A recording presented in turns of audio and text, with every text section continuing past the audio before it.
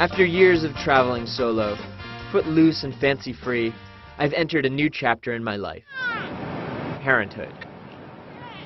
I'm Matt Gross, the Frugal traveler for the New York Times, and when I flew to Italy with my wife, Jean, and 6-week-old daughter, Sasha, we quickly learned that traveling with an infant is a bit different from traveling on our own. It all starts at home. Baby Tylenol? Babies require a lot of gear. A whole lot of gear. A ridiculous amount of gear.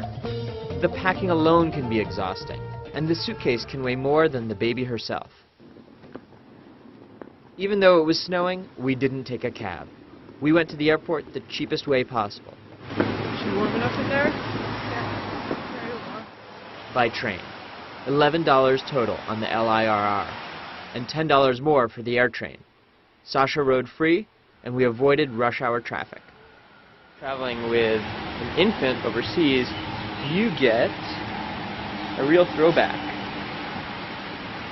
Paper tickets. Real, honest to God. Paper tickets. Gotta have that, or Sasha can't file. Sasha's first encounter with security went smoothly, even though we don't have the video to prove it. At the gate, we met the leopards. Like us, they were on their way to Venice. We've actually traveled internationally quite often with these two, and the key is...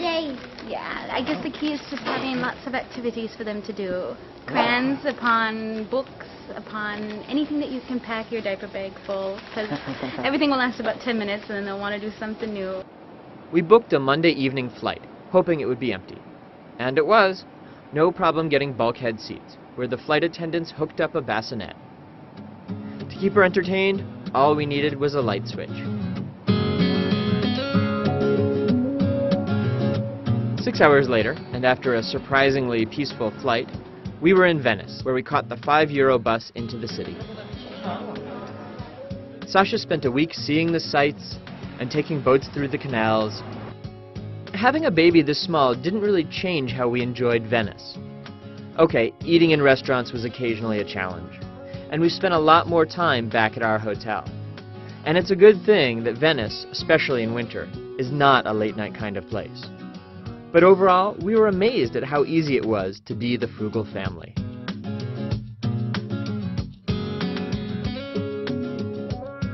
Too soon, it was back to the airport for our flight home. And as luck would have it, Sasha was just as unhappy about the 3-hour flight delay as we were. Thankfully, the flight attendants know how to deal with unhappy children. What about for a 7-week-old, like Sasha? No, they're nothing. They're always perfect. They're always perfect. Always perfect. She was not perfect earlier. They're the best travelers. It's because you were doing something wrong. So she cries and cries and cries, and then eventually, no reason at all, get this. Anxiety, frustration, fear. Well, I faced them all, and I think we did all right. But from what I hear, it gets more complicated as they get older. But for now, we're enjoying traveling with our little Frugalina and saving money while we're at it.